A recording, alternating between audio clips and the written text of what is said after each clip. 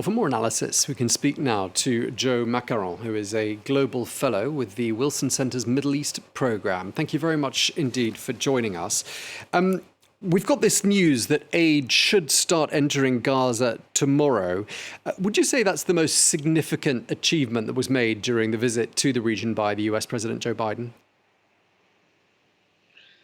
I mean, I wouldn't describe it as an achievement. I mean, this is the minimal of the rules of law somehow that allow some humanitarian aid. There's a large population in Gaza that's not necessarily linked to directly linked to Hamas. It's been now we are 12 days since this round of conflict started.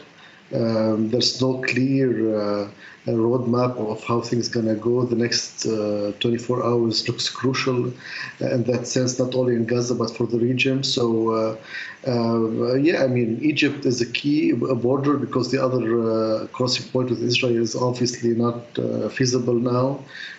So there's a lot of medical aid needed, food, basic food. So I think it's the international community should be pushing toward that objective regardless of Biden's visit.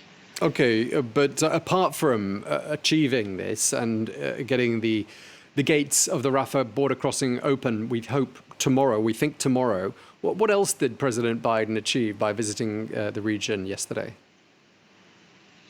I mean, the visit itself was relatively short. I mean, he spent time on the plane on Air Force One to get to Israel more than he spent on the ground. So for him, it was necessarily to show this support. The preparation for the visit was in the days and the weeks before that. I think there was two achievements, quote unquote. First, that there was a little bit of delay of ground invasion, at least for a few days. It might happen now in the next days, but at least it was not imminent in the last period. And the second goal was for him to achieve a little bit of the escalation of the conflict. But now he left Israel, we are facing a new reality that an invasion might happen in the next days, as Israeli are hinting, and we have new regional escalation with Iran and their allies heading a little bit at U.S. targets in whether through Yemen or through Iraq. So the objective of the visit immediately has been casted doubt on after this. I thought he should have gone there with a clear plan to end the violence.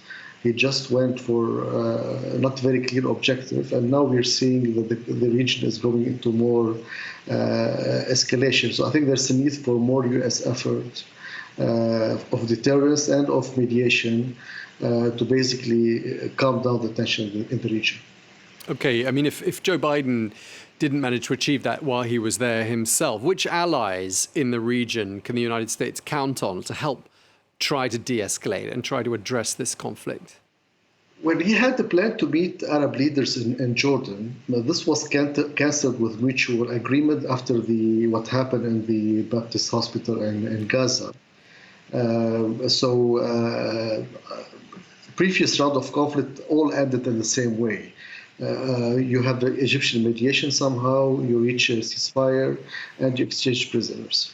Israel is saying, this is different now. We need to more destroy the infrastructure of Hamas, or somewhere go radical, wipe out Hamas, or much more decision. Americans are saying we need to give Israeli time and space to this operation.